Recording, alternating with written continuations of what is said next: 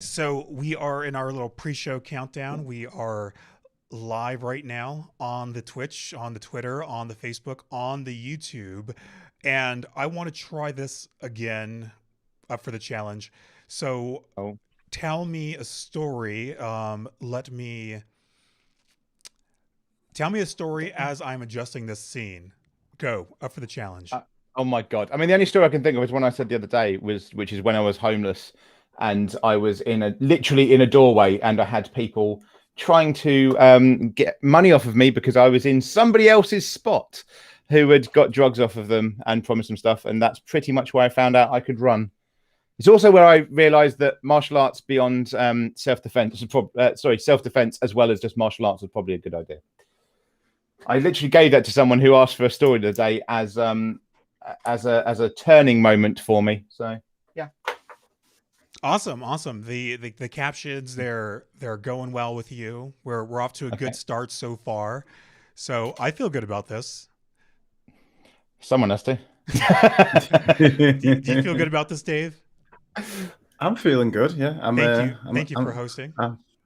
it's okay, not a problem. Do I need to tell a story as well, or are we just checking the You got about captions on 30 me? seconds, so go for it. Oh,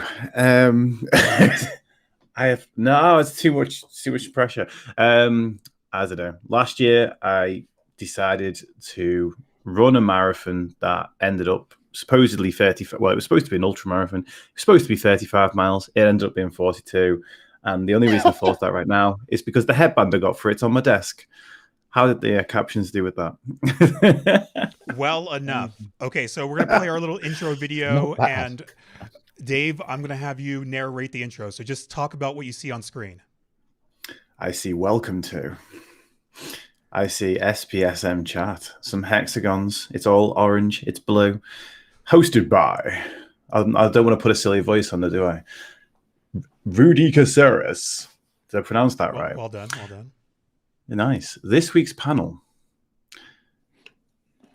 is up for the challenge and some dude called Mindset by Dave. Never heard of him.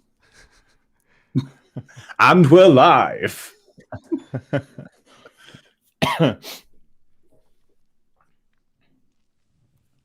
Hey everyone, welcome to a brand new SPSM chat, suicide prevention, social media. Hello everyone out there on twitch.tv/SPSM chat. I just said that first because I see Lustar has joined us on time this time. I'm glad you found us.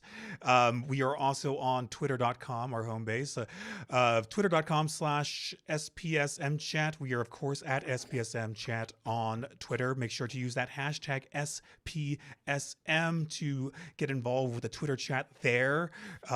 Give your own views on our topic. Our topic this today is talking about suicide. Where is the line?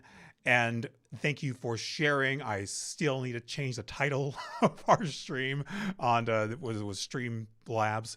Okay, so also youtube.com/SPSM chat and facebook.com/SPSM chat. So if you're on any of those platforms, please comment. If you're on Twitter, make sure to tweet and to use the tag, and then we can see it and we can put it on screen and give you shout outs like Lustar. We appreciate you. Oh, we made you so big. Yay. Awesome. And so, little intro about myself. I'm Rudy Caseres. I am a person. I have been hosting this show. This is like my third week back, and I'm glad to be here talking about suicide with all of you. And you can follow me on Twitter at you can follow me on SPSM chat, of course, where I actually do the tweeting, and at Rudy Caseres on Twitter and all the other platforms. It's easy. I don't have a fancy name like Up for the Challenge or Mindset by Dave, which probably explains my numbers on other platforms. Without further ado, if you're watching this live, please let us know that you're here. Let us know that you care, and give a much deserved show of praise, support, love, appreciation for our panelists. First and as most, tell the whole world the whole SPSM chat universe, galaxy, solar system, who is Dave Cattrall. So, yeah, okay. Well, thanks for having me on, first of all. I am Dave. I'm from the UK, as you may be able to tell from my accent. A different part of the UK, as you will be able to tell when Adam starts speaking.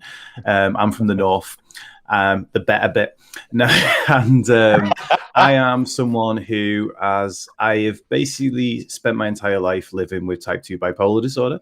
So I had used every coping mechanism in the book and even had a lived experience with a suicide attempt myself in 2009. Genuinely just thought that there was nothing left to give, that I was a complete and utter shell of a man at the time and didn't feel like I was capable of anything. And in the 11 years since then, I've retrained as a personal trainer, a mindset coach, a suicide prevention operator, a mental health first aider, and I'm currently training towards being a cognitive behavioral therapist. Initially, I wanted to be better for my kids. When I tried to take my own life, I believed I couldn't be any better than them. After I tried to take my own life, I set myself out to be better for them. And then eventually was trying to be better for them, then better for my friends and family, then better for my clients. And eventually, only a few years ago, I finally landed on the idea of actually being better just for the sake of myself. So yeah, that's a very quick whistle-stop tour of who I am. I am Mindset by Dave everywhere. So that's the easiest way to find me. How did that name come about? I do mindset coaching and my name's Dave. I mean, I do have a running joke that it's actually my real name. There's a TikTok where I do the whole Monty Python jaw thing on a picture of my mum, where you move the jaw as if it's actually speaking. And I basically tell the world that that's the name she called me at birth. But I've got a confession to make. That's not true. That is me pretending to be my mum in case no one could work it out. Awesome. And I'm glad that we're getting to meet for the first time digitally. It is late there over in the United Kingdom. So I appreciate you spending some time with us and risking your mental health, because we know that sleep is so important. Right up for the challenge? Yeah, I mean, I don't sleep at this point, but yes, it is. So he doesn't sleep. I'm gonna try to make it worth your while to be up this late of an hour, and same thing for all the people watching on social media world. But let's get on to our second and last panelists. We have just two panelists this week. We had you on last week, but for those who were not with us, first of all, how dare they? But secondly, tell them all who is up for the challenge. Yeah, so as Dave suggested, you can probably, well, maybe you can't hear a difference in our voices.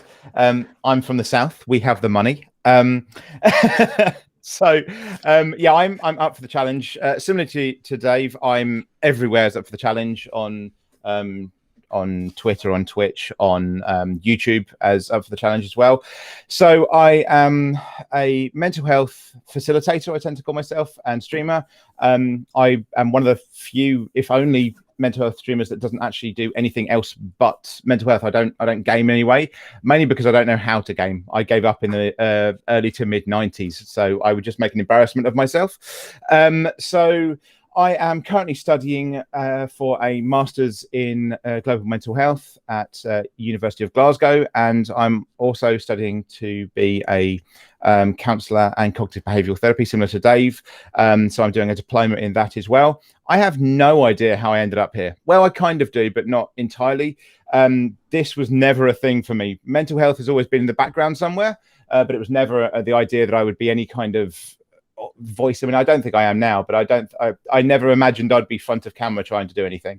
I lost my wife at the end of 2019, which was also the last time actually last year, during the pandemic and everything, was when I had several times where I considered actually and planned out suicide attempts. Haven't actually tried since 2015, but I did try in 2015. I've tried 9 times previously.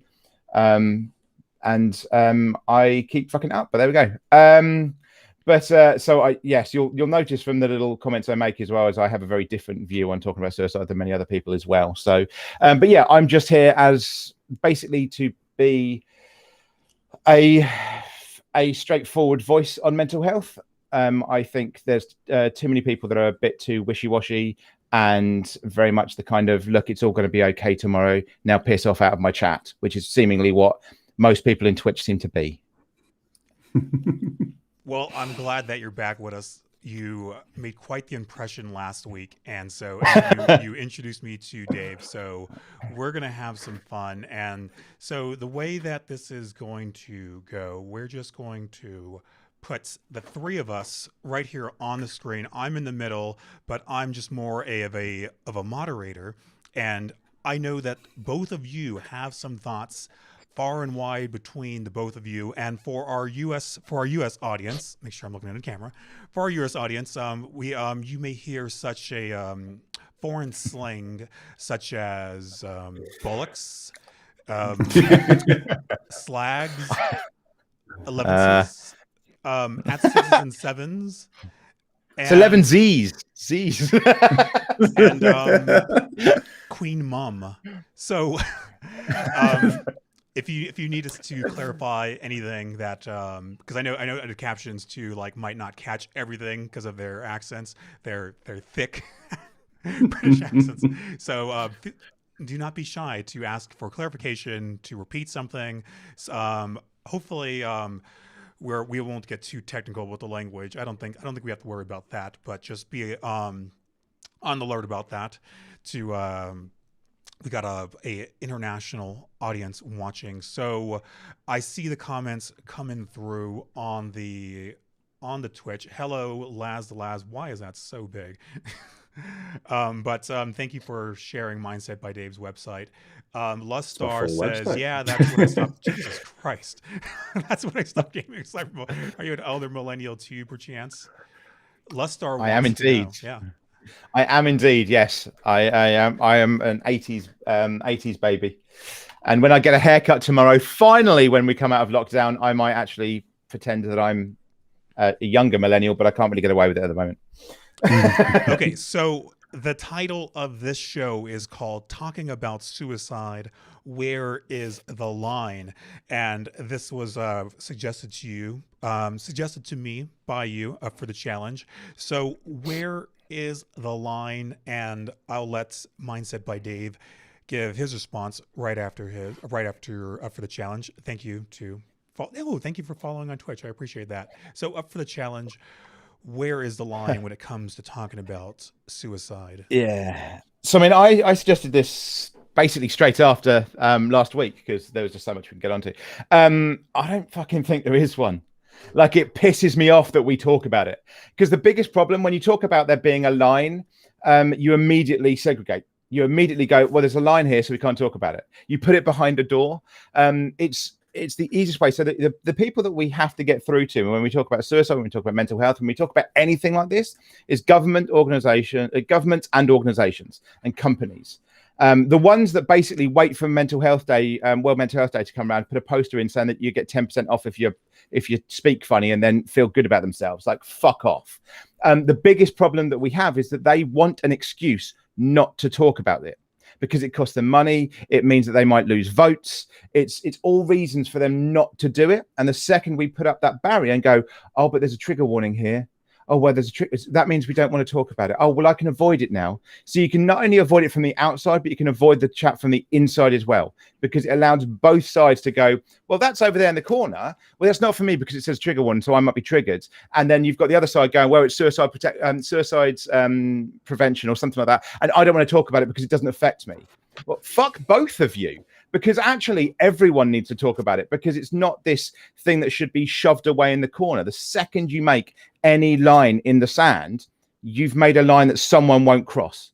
And the problem is that everyone should cross it because if they don't, they're the ones that might need to talk to someone, that might need to open up, that might need to just fucking hear on the TV that someone gives a shit and then don't because, well, that's something we don't talk about.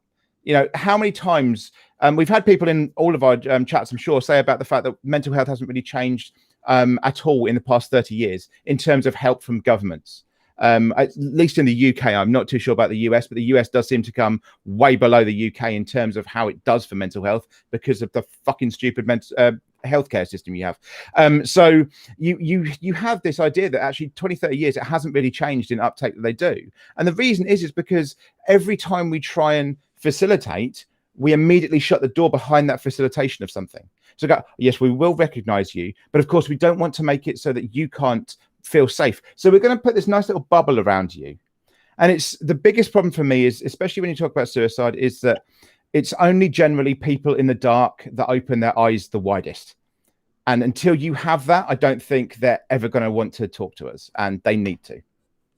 What say you, Dave?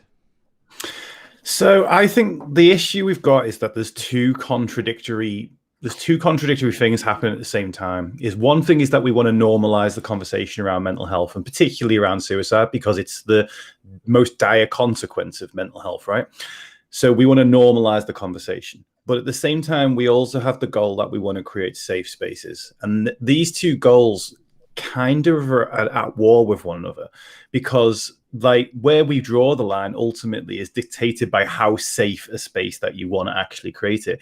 So when people refer to where at my chat as a mental health safe space, and I'm like, I prefer to call it a mental health challenging space, because we're actually there to discuss mental health in a non-stigmatized way. And to me, if you're trying to remove the stigma, and then you say, oh, we can talk about mental health, but you got to not that bit. Not that bit. It's like, that's not a normalized conversation. That's not an unstigmatic conversation. And when within the mental health industry, we often look and point fingers at the people on the outside that don't understand mental health, and we think that stigma is just coming from there. But kind of as Adam sort of suggested there as well, stigma does come from within as well. So if someone comes into a chat, I'll give a prime example of something that happened in a real life event. Within the UK, we're not supposed to use the word. It's advised against using the phrase "commit suicide" now, because suicide hasn't been a crime in the UK since the 60s, and commit suggests crime. So a few people, quite a number of people, mental health activists or content creators or counselors and so on, have got on board with this and want to actually spread the word of this, which again is fine. And I think the context of it's important.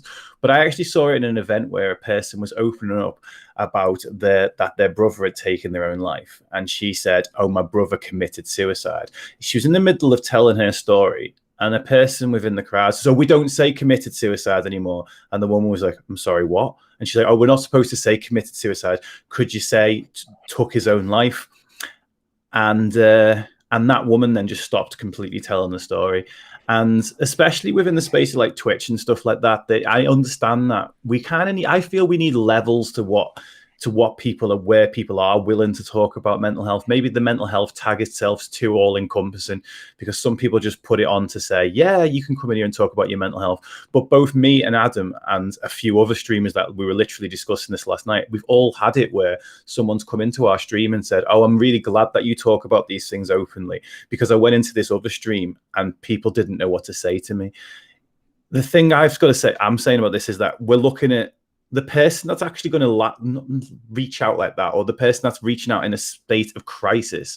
One of my kind of rules is don't expect a person in crisis to act like they're not. And if we kind of put those lines on it again, it's like, okay, we've got this thing where doctors sometimes say, oh, this person's not serious enough to get help. But then we've got streamers kind of saying, well, your point is too serious here and could hurt other people that are in chat. And I understand why that's there, but also, and I don't have a problem with other people saying that, but I've chosen in my space, it's like, I'm never going to say to the person, please think about what I'm not going to say to that person. Think about how you opening up about your mental health can affect others, because again, I see that as stigmatizing as well. I just think it's two contradictory goals, and I don't know how you kind of you marry the two of them up, to be honest. I don't like one of them. I don't like the trigger warning. I know which one you don't like. I genuinely don't like the whole trigger warning bullshit. I'm sorry, but it's it's not even generational, because I heard this stuff when it was millennial crap as well. And it's basically going, here, let's put you all in cotton wool. Let's fucking choke you on cotton wool by putting you in all this cotton and, you know, leaving you in the corner so we don't have to deal with you. And this trigger warning, and I completely understand that there's people with PTSD, there's people with misophonia, there's people with other things that could be triggered by certain events and traumas. However, if you're entering a chat that is openly talking about mental health, that is what you have to expect. I think to not expect that is got to be on you. I'm sorry. It's got to be on the person going in. If they're reaching out for help and you're going into a live, active mental health chat and you're expecting, oh, well, this is going to be dandelions and snowflakes and butterflies, you're a fucking idiot. I'm sorry. It really irritates me. I don't like the whole safe space thing either. I never call my community safe space the same as Dave, because it's not safe space. Because if you have issue with swearing, for instance, I'm definitely not your man. Like, I've had that before as well, where people literally will go, oh, yes, but you're swearing a lot. So, it can't be this, it can't be that. No, fuck off. If someone's really passionate about something, if something is really getting to them, if they're in the depths of hell and their response is, just, I don't know what to fucking do. And you're going, oh, language, get in the fucking bin. It's not acceptable. I think you are the one that has to take some responsibility there. And I'm far more concerned about those that are in immediate danger right now, because they're the ones that are in immediate danger. They're the ones that are coming in and going, this is how I feel right now. I am completely aware of my whole chat. Both of you, I think, have been in my chat, as well as Laz. And you'll know that my memory means I know what people are saying and I know what their backgrounds are, because I make a point of it. So I know where my audience are. The biggest issue is if you're just going, oh, well, I'm going to go into a chat and I'm just going to assume that everything is going to be nice, there's going to be any triggering points, is ridiculous. Because what are triggering points? Because that's the biggest issue as well. What are the fucking triggering points? If you've got trigger warnings, depending on where your PTSD comes from, a teddy bear could be a trigger warning for you. So you might not like the fact I've got Pooh Bear in the background of my things, because you may have PTSD from when you were a child. So it's just ridiculous. We are making assumptive points of what what triggers may be. So we're making the point in the first place. And then what happens if actually everything else we say is actually the triggering point? Do we get told off because we not use the trigger warning properly? It's got to be down to the individuals at the end of the day coming in. They have to think about that. If you're going to have an open chat, an open discussion about mental health, then it needs to be an open discussion about mental health, because it isn't otherwise. I've never really had an issue in my chat generally. I've had it in other people's chat because it's just the way I am. And that's where I very quickly realize who to follow and not. Is that I've never had people come into in my chat, tell me off or others off for the way they talk about suicide or anything else. The first response in my chat is everyone in there making sure that everyone's okay. Let us talk to you. Throwing up the Pooh Bears, my emotes and things like that. I have never had my community back down, because I also have the policy of there are no timeouts. If you're a dick, you're banned. You can talk about anything you want, as long as you're not offensive, racist, or anything like that. You can talk about absolutely anything. I don't care what it is. Anything from sex to suicide. If you want to talk about it, it's affecting your mental health right now, then let's talk about it. Okay, so let's take a time out, because I want to acknowledge the chat, because there's a lot of good messages going on, and I got some stuff to say as well. So, okay, some of these will just be comments, and you don't have to respond to them if you don't want to, but let's just... Okay, Laz says, Jesus, why is this so small?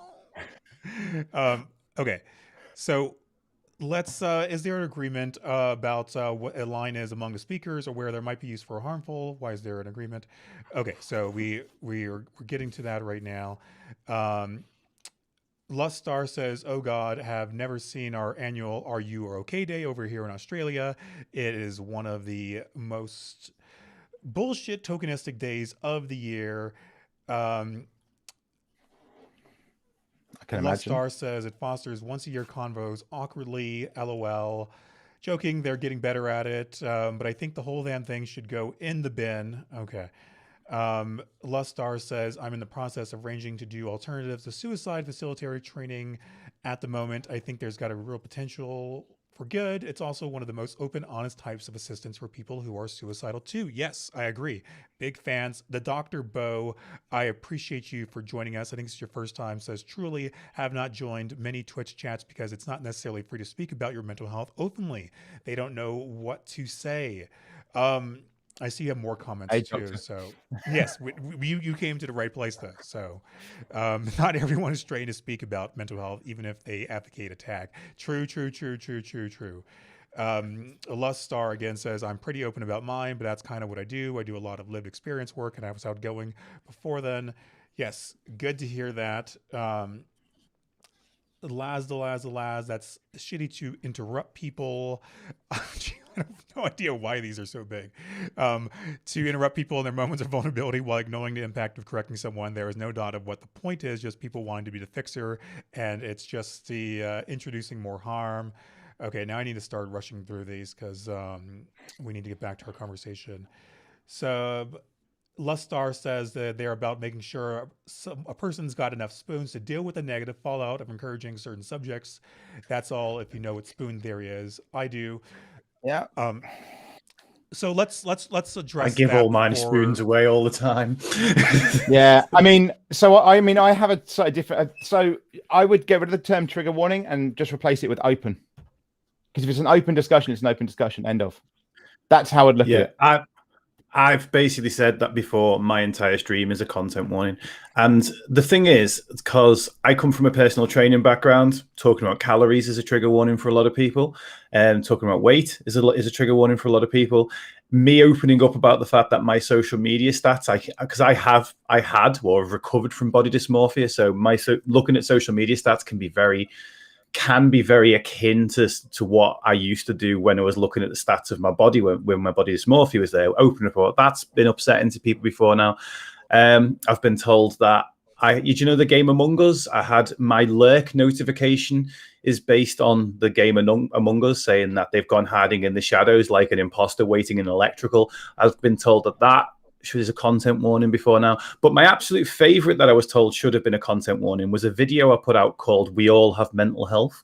And the first line of that video is we all have mental health based. That's it. It goes on to talk about how just like we all have physical health. And someone actually messaged me to say, you should have had a trigger warning on that to say that it talked about mental health.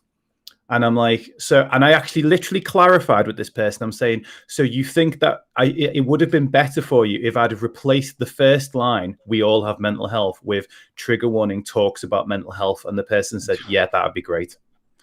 Then they're a fucking idiot. I'm sorry. That's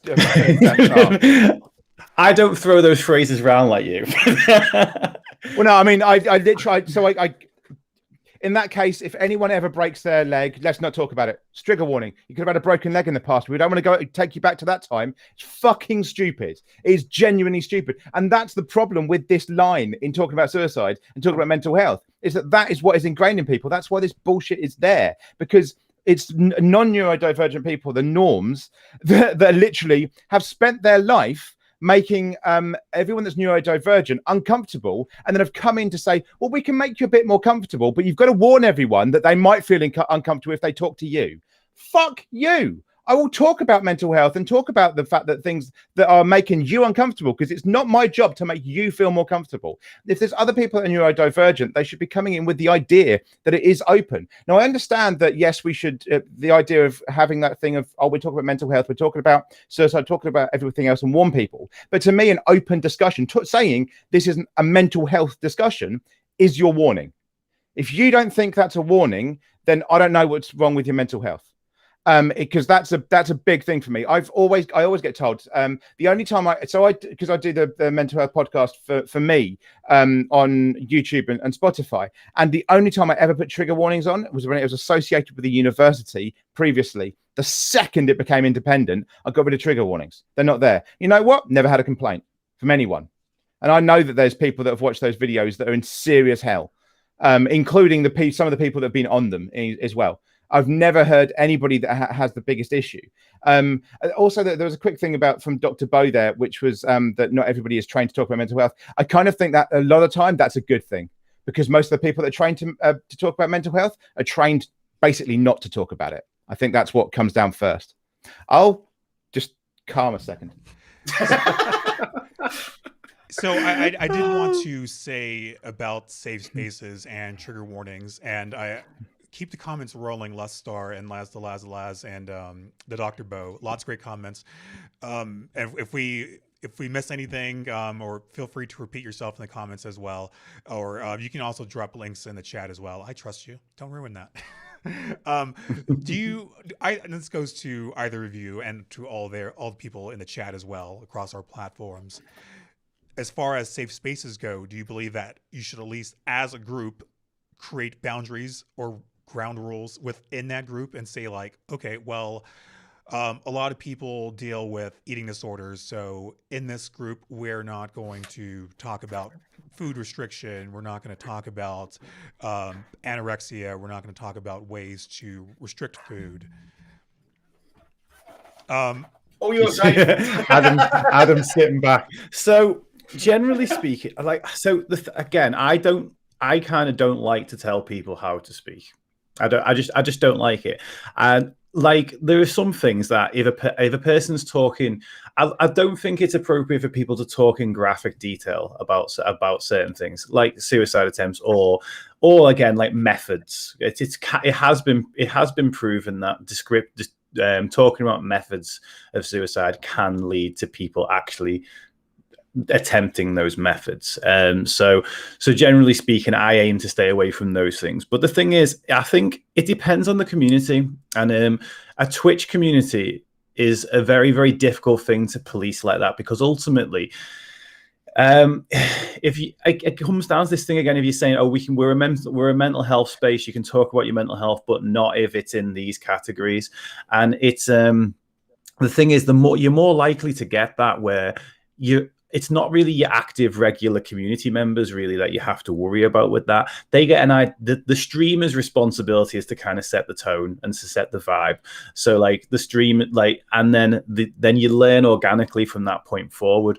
But when it comes to the kind of more, I suppose, graphic things, it's more likely going to be someone that's come into the chat for the very first time. I mean, I've actually had it where a person has come into my chat and basically said, right, if you don't give me a reason to stay alive right now, I'm going to kill myself. That was a fun day.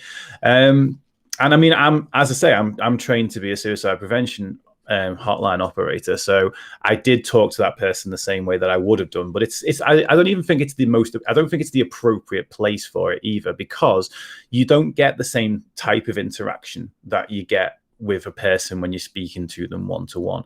You've also got an audience watching you. I don't think anyone should have to have an audience watching them whilst they're actually, talking a person down, so to speak.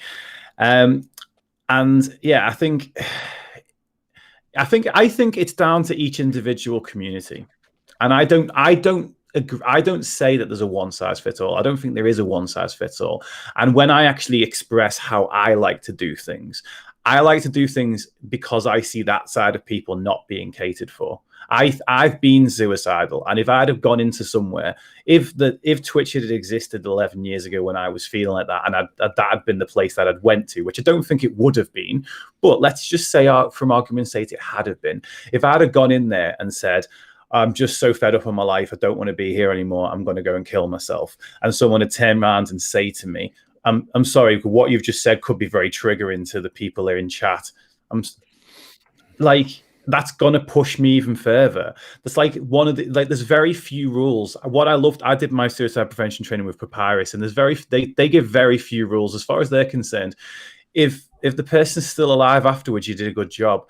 But one of the rules is to not push the person towards it,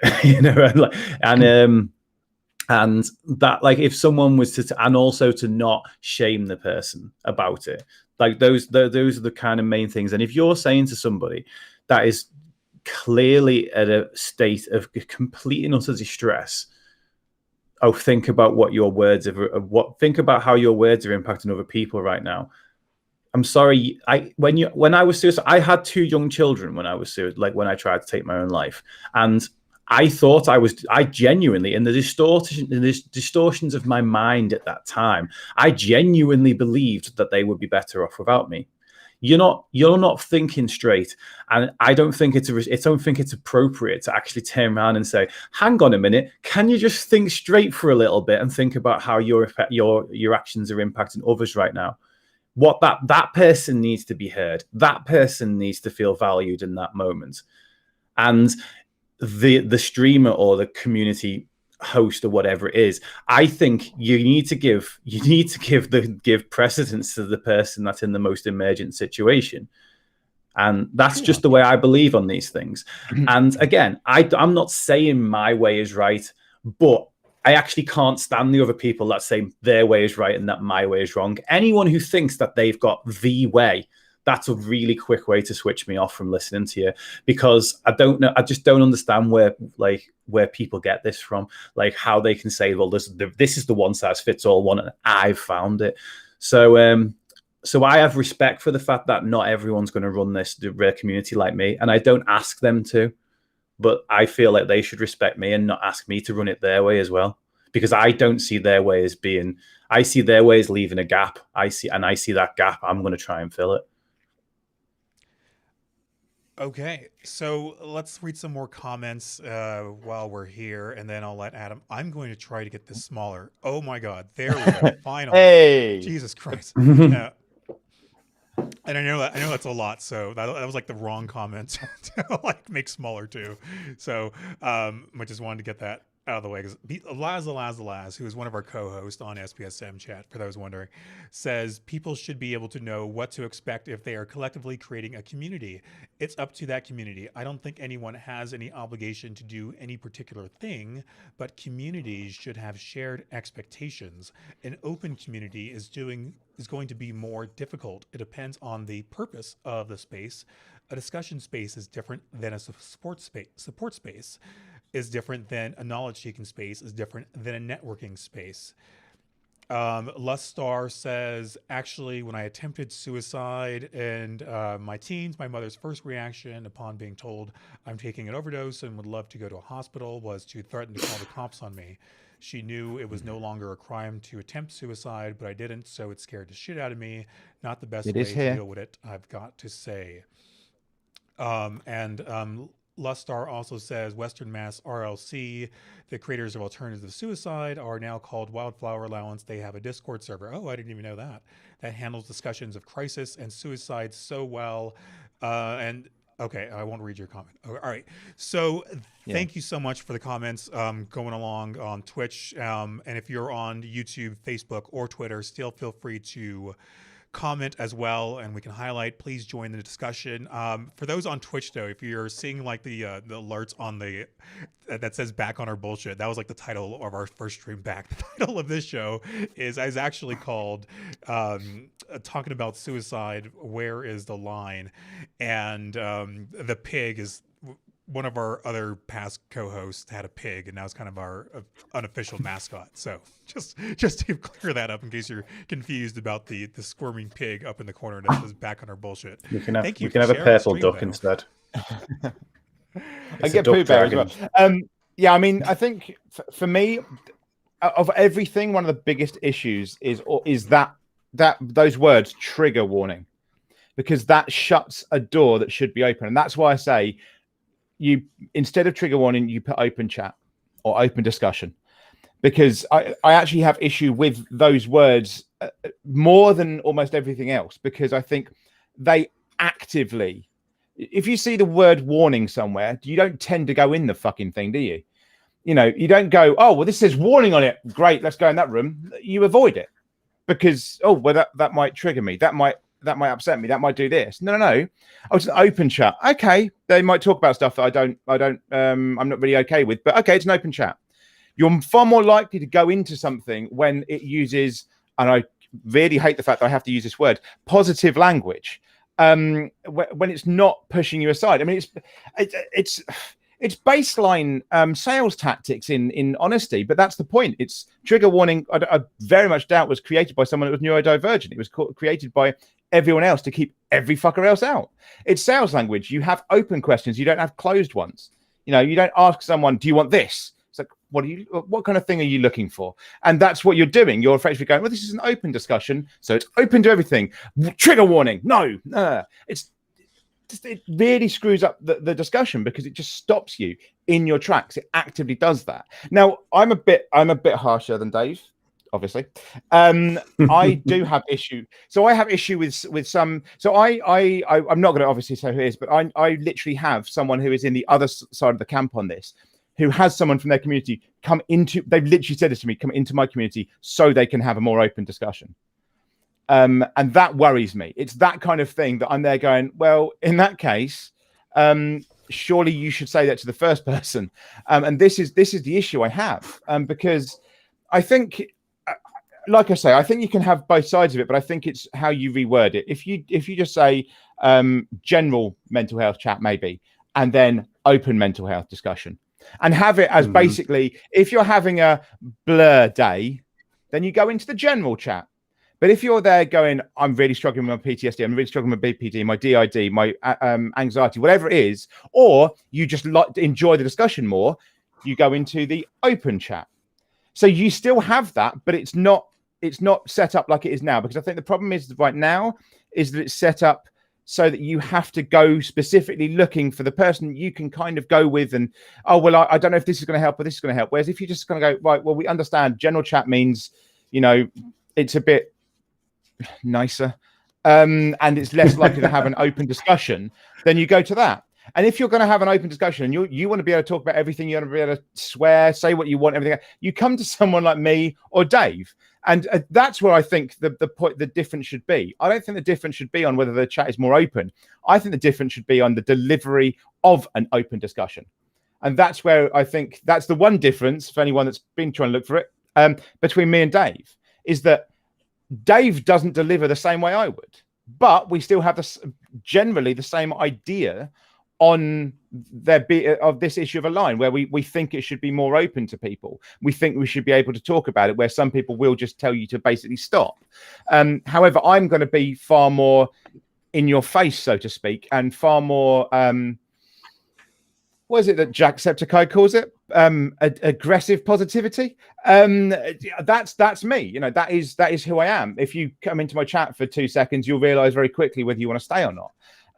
Dave isn't like that, because Dave is far more kind of jovial than I am in his delivery. So I think that is where the discussion should come down to, of, do you relate better to someone who is going to be a softer spoken, is going to be more kind of, I don't want to say the word goofy because it can be taken the wrong way, but I'll get the guitar out, I'll wear a hat kind of discussion? Or do you want the grumpy fucker in the corner? That's where I think the discussion should be. But the problem is that the discussion isn't run by us. The discussion is run by everyone that has the money, that isn't neurodivergent, and that doesn't want us to talk. And I think that's the biggest issue we have with all this. Yeah, one of the tricky things about live streaming as opposed to pre-record content, like if I did a podcast and I had a guest on who was talking in detail about their sexual assault, for example, I would feel a need to have a disclaimer at the beginning of the podcast and say, like, this is a thing that's talked about, because that is something that can be very triggering to a lot of people. It's not some niche thing. Whereas with live streaming, this discussion can go into a million different directions, and it's kind of disingenuous if all of a sudden I say, like, trigger warning, we're going to talk about rape, and then I'll just like wait for 5 seconds or 10 or a minute for people to leave, not knowing where that conversation is going to lead. So it's a bit of a tricky situation, because you want to have that open dialogue, but you also, like, different people have different sensibilities, and different people are can be triggered by certain things, and it's not always the streamer's or the host's responsibility to always think about, is the thing I'm about to say going to be triggering? But there are some things that are can be very triggering to a large number of people, especially people who would be going to watch or listen to a mental health show. So, not saying that I have the answers or that I'm telling either of you or any of you out there what way is the right way, but it is something to think about. Yeah. The one thing I would say there is I think that's where it comes back to the language, in that if your title of a podcast with someone that has undergone sexual assault, and presumably in that podcast you will have the title of what you're discussing. So one, you have that title there, and then it is just down to, I think, again, that word open, because I think I use open because I think it basically says, look, we're going to go into this because this is an open discussion. We don't, it's not, whereas if you put something like an interview with blah blah blah, that's likely to be far more candid. And so I think it's just where we start to move the language to that is the big thing for me, because I think the movement of the language, because again, for a lot of people, even if you're talking about in terms of sexual assault, there's a lot of people out there that don't want to talk out because they feel that they won't be listened to, because it's not something you discuss, it's not something you come out with. The Me Too movement is a prime example of that. There's so many women who are too scared to come out with it because people don't discuss it.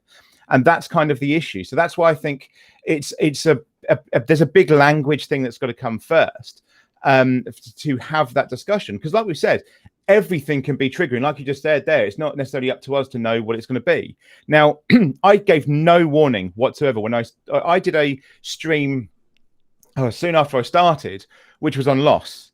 Now, both of you know, and I said at the beginning that I lost my wife in 2019. Now, Dave has interviewed me on this, and so he knows what I turn into. I was far worse when I first talked about it on my chat, because one, I was by myself. I was just talking. It wasn't even meant to be on that. It just turned into that. And I think that was probably the first time I'd ever really talked about it, because it was, no one was there, but there was a camera there. So it was me effectively talking to myself, which is what I continually tell everybody else to do. And so that's what it turned into. I gave no warning to anybody. I just talked about it because that was loss. And if Twitch had banned me because I was against TOS or something at that point, I would have told Twitch openly to fuck themselves. Because if that's your response to someone who's talking about their struggles with suicide, their everything else, then that's their problem. They're the ones that are stopping it. I've talked about the fact that I have a certain thing. I won't say it on here because I don't know specifically what your rules are on it. I said about the fact that I have something in my drawer, but I talk about the fact that actually the reason that's in my drawer is more to be a reminder, almost like a badge to an alcoholic after a year, to kind of remind you that you haven't done anything. So for me, I will talk about those things. I'll actively talk about them. I want my chat to come into it. If you come into my chat and you see the words mental health and loss, and then there's a chat, and you don't expect some form of discussion there, I don't know. To me, I think we're coddling the people coming in, and that's why I have issue. I do realize that we are three men of I'm going to assume your age here, Rudy, but middle to elder millennials. So we're not necessarily engaged with the way that people take it on now. However, I do engage with people that are younger a lot. I'm an instructor in a university. I worked in a university. I still go to universities. So I do engage with these people. And the biggest thing that is always brought up to me by younger people is the bullshit of this idea that they are so coddled. They hate it. This idea that we've got to give them a safe space pisses them off no end, because it was exactly the same thing that was said about millennials 10, 15 years ago. Oh, all millennials need a safe space. All millennials have asked for this and asked for that. And now it's gone down to Gen Z. Oh, well, we've got to, they're so much of a nightmare. They're canceling everyone. They're doing this, that, and the other. It's like, no, they don't fucking like that either. They want to talk. But the problem is that actually everyone else above them is going, no, you don't want to talk. It's you that's causing this problem. You're the ones. And it's just infuriating. I will. Speaking of engaging, yeah. I want to hear from Dave. I feel like you've been too silent for too long, and I know you have had to have accumulated some thoughts. And as we're 10 minutes before the top of the hour, but I want to make sure that you get your shit in, Mindset by Dave, and all the stuff that you. And I mean that in a good way. You talk about the things that you want to talk about tonight. Yeah, I mean, I'd actually quite like to echo something that for the challenge just said actually about I think having the open discussion versus safe space. I actually personally think there's room for both of these things. And the idea of trigger warnings really is to let the other person know and have agency and decide whether or not they want to be involved in the next stage of the conversation, which I do think is, as I say, I think that's an important thing, but I think streaming, the way it works is it doesn't lend itself to it, because you may have in your mind at the beginning of the hour or the beginning of the day exactly what you're going to talk about today. You might have a topic in mind, and therefore you could put all your content warnings like through in at the beginning, and then something else comes up in the chat, and it's like, and the thing is, if everyone in your chat then becomes to expect the fact that there's going to be content warnings everywhere, there's going to be trigger warnings everywhere, they actually become more vulnerable when something random pops up like that, because they're not kind of accustomed to anything that could potentially hurt or upset. So in a community where it's more expected that the conversation can take some serious left turns at times, then the audience are more prepared for that. And I think that actually would serve a purpose better by having these kind of separate categories. I think the main issue is that, and I think safe spaces, and I think even trigger warnings, I'm not 100% on this, so don't quote me on it, but I'm pretty certain that trigger warnings were actually created by social media, not by the phrase trigger warnings and stuff. Or at least it's been co-opted by social media, because obviously triggers are to do with PTSD and pretty much only PTSD. Content warnings obviously are more a less co-opted version of it now, but I'm pretty certain it's been created by social media. And the idea of safe spaces, again, I think they've all been created by people with good intentions, by people that, like, as I said, I think it was when I was speaking to you, actually, wasn't it, the first time, Adam, when I said it's not one size fits all. They're trying for one size hurts none. Like, we're trying for this one size, the first do no harm, Hippocratic oath. It's like, that's what we're trying for. And the thing I've said to a lot of people, like, if you think about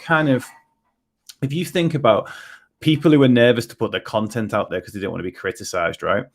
I'll always say to that person, if you protect yourself from criticism, you also protect yourself from impact.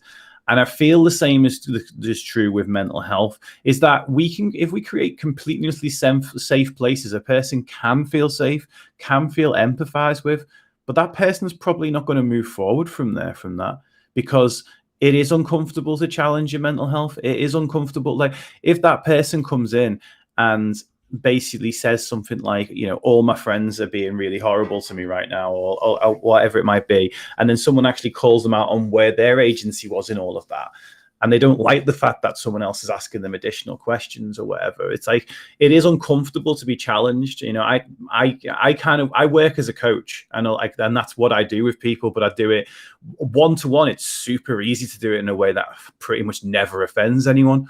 It's really easy in a one-to-one setting to do that.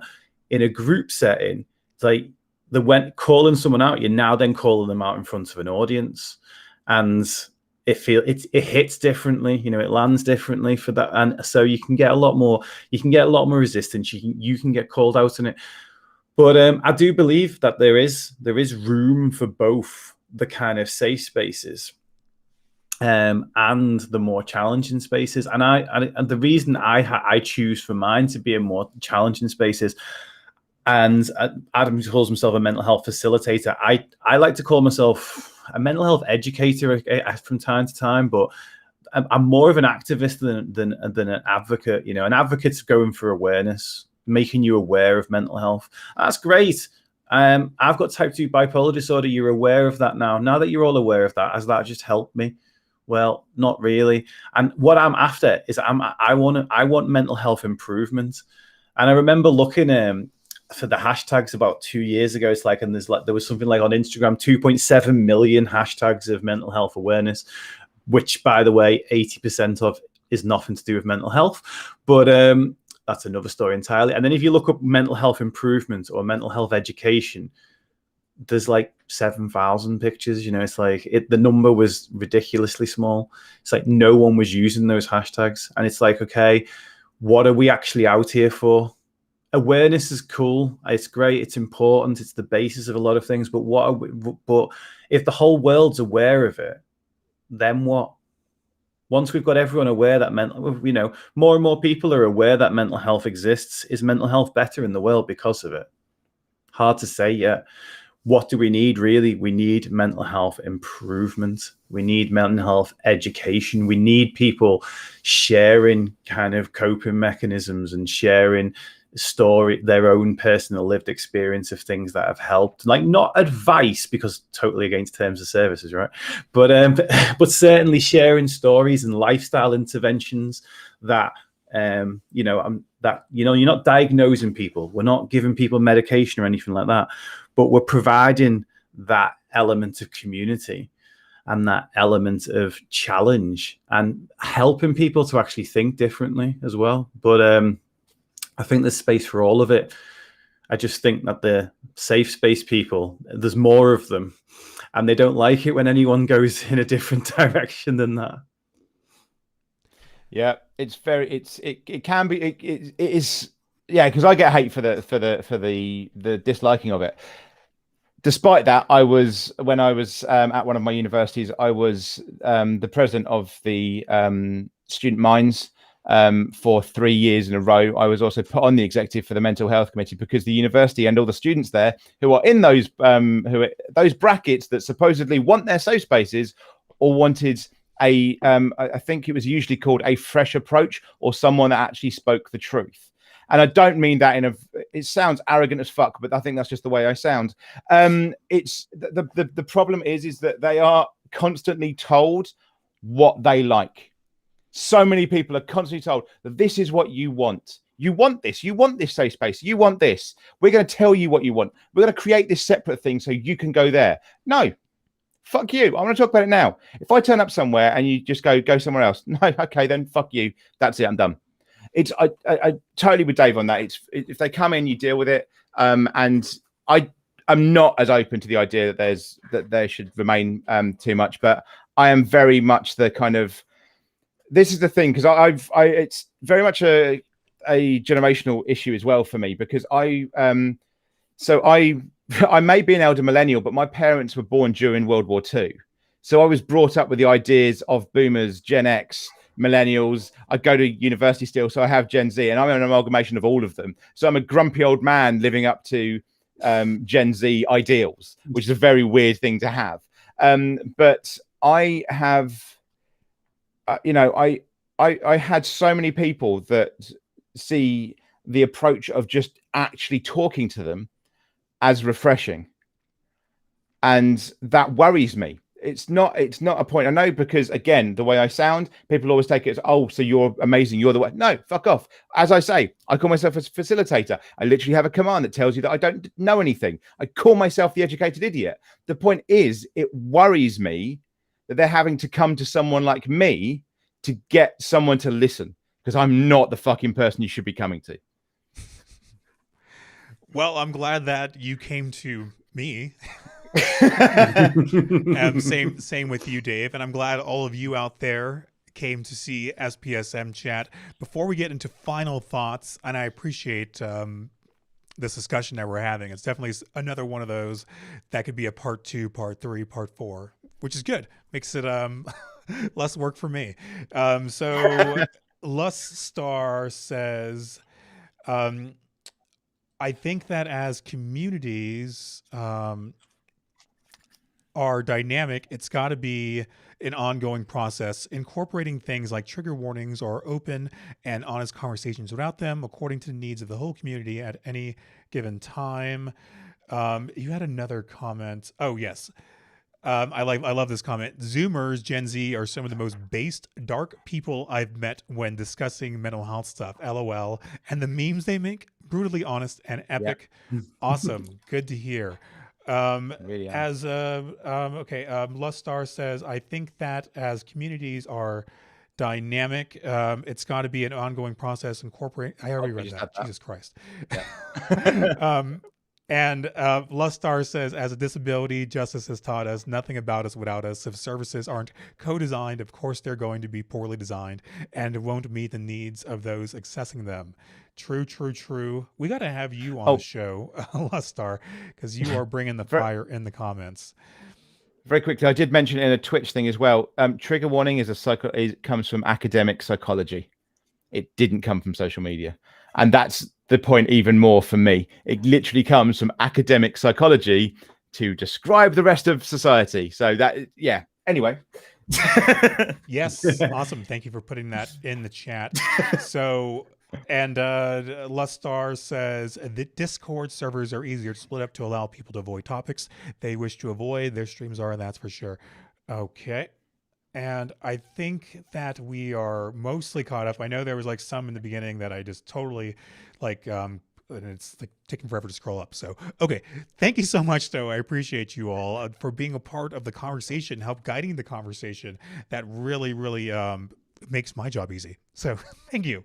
And thank you to Mindset for Dave. Thank you for that for the challenge as well. Let's get into final thoughts and take this as an opportunity to give some last words of wisdom, as well as to put yourself over, promote yourself. Don't be shy. Tell us how we can connect with you and any other projects that you might have going on or maybe coming up soon. Let's go to Dave. Well, as you may have guessed, I do have a very open mental health drop-in chat. So where you can discuss mental health however you like to. As I say, I put the responsibility on me in that channel rather than anyone in the chat. You know, I'm the one who created it, therefore it's on me what happens in there. That's over on twitch.tv/MindsetByDave, and it's Tuesdays. If you're all listening from American times, I'll try and put it in American times. Eastern would be 5 a.m. till 11 a.m., but in the UK, it's 10 a.m. till 4 p.m. And we usually have a guest on every single week as well, which is, you know, we have a talk show there too. In terms of final thoughts on this, I feel like I've kind of said all of my main things is like in the fact that I don't believe in a one size fits all approach. I also don't sit here and say that my way is the way. My way is just a way. And, you know, we're a diverse group of people, and that might need a diverse set of solutions. And that just seems like common sense to me. But yeah, I would say to you as a listener, find the tribe that you fit with, and understand that I don't fit with's the wrong word. Find the tribe that you belong with. Find the tribe that serves you at that time. And that tribe might be the tribe that serves you for 6 months, or it might be the tribe that serves you for the next 60 years. Because we evolve as people, and our thoughts evolve, and it doesn't have to evolve along with the group. They can evolve separately as well.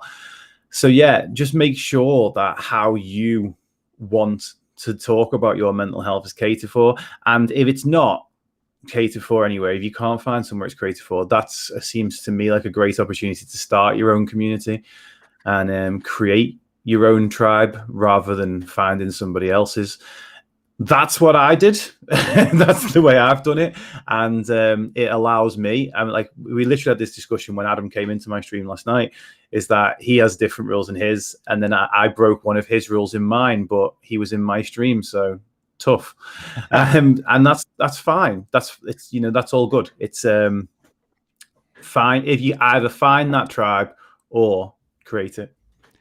I do have to ask, is there ever an opportunity that you will have to play guitar during one of your live streams? Oh, yeah, I do it all the time. Like, there's a sing mode. You redeem sing mode for like 4,000 channel points, and I'm essentially your performer for 10 minutes. Oh, awesome. Okay, well, I'm going to get on top of that then, okay? Because I love being able to control Twitch streamers as a viewer. So I've noticed that a lot of people like that. Yeah, I can have people control my lights, and that's not nearly as cool as like making people like control like me, the person. So. But thank you. I'm glad that you were here. I'm glad I didn't scare you away, and I hope to have you back on the show in the future, because there's definitely a lot of different topics we can talk about, and that's going to do it. But please, let's keep in touch. And all those people out there watching this, please show Dave some support. I know that you've got some of your viewers too in the chat as well. So thank you for sticking with us. And I hope you continue sticking with us as the weeks go on. We stream every Sunday, 6 p.m. Pacific time, 9 p.m. Eastern time. I have no idea what time that is in your time. 2 a.m. Yeah. So let's wrap it up. Okay. So final thoughts up for the challenge. Yeah, very quickly. So Dave, you didn't actually break a rule. You just did something I don't like. I think the final thing for me, I just quickly saw that idiot is an ableist term. To me, anything can be an ableist slur if you want it to be perfectly honest. I call myself the educated idiot because I am less educated in a specific area, which is a dictionary definition is what I go for. And I know that's not what people like, but that's me. Anyway, I stream. At the moment, I stream on Wednesdays and Thursdays. I do 2 topic streams, and then I do a mental health check-in, which is where you can come in. The VOD for that is expressly deleted. So that's 7 p.m. Eastern or midnight GMT. That VOD is literally, you can come in and tell us whether you're having a great day, an awful day, if whatever the fuck is going on. And that VOD, as I say, is expressly deleted because of the fact that you may be talking about stuff you don't want other people to know about, or stuff that you would later on go, shit, what did I talk about that for? So we do have that. At the moment, for this next week, just to figure out what the hell I'm doing, because I might be changing my schedule up, I am actually streaming every single night. I'm doing a kind of a let's chat, a very open and more jovial style chat on every other night that isn't Wednesday or Thursday at 8 p.m., which is 3 p.m. Eastern. So I'm doing that as well. The only thing that I have coming up really, so the one thing I will say is if you come into my chat, please don't give bits, please don't subscribe. You can follow. Feel free. I don't encourage people to give me money. The only thing that said, next month, if you ever see in the background a Brains Trust logo, that is the charity my late wife asked me to support whilst she was still alive. So next month, basically, you won't get told off if you give anything. And I do have some prizes from companies to give to people randomly as well. Okay, so back-to-back weeks, I feel like you deserve a break, but I can't wait to have you on eventually. But you just want me to shut up, Rudy. That's it. I get it's fine. Yes. So that is going to do it for this week. SPSM chat, suicide prevention, social media. Thank you. We know you have a plethora of options for your Sunday evening, or in Les Star's case, Monday afternoon or Tuesday morning entertainment. So thank you for choosing us. Again, we stream live every Sunday, 6 p.m. Pacific time, 9 p.m. Eastern time on twitch.tv/SPSMchat, but also facebook.com/SPSMchat, youtube.com/SPSM chat, where you can see all past episodes. That's probably the best way to get caught up and to watch all the past SPSM chats going years and years back. Twitter.com/SPSM chat. And that's it. So I'm Rudy Caseres again. Thank you. I appreciate your support, all of you. Show these people some love as well, and I hope that you'll continue being part of our community. Make sure that if you're on Twitter to use the hashtag SPSM whenever you're discussing suicide. That helps really to boost our brand, to get the discussion going, and to bring new people into our community. But even things like hosting us on Twitch or just subscribing on YouTube, liking the Facebook page, it all helps. Trust me. So thank you. Trust me on that. Don't trust me on anything else. That's going to do it for this week. Thank you to all these amazing people, not only to the left and right of me, but to all of you out there across the social media platforms. I'm going to have Dave give the sign off. So Dave, sign us off. Oh, that's far too much pressure. Thank you, everybody, for joining us. And I'm going to steal from one of my other favorite streamers, No Word Count, and say, stay beautiful.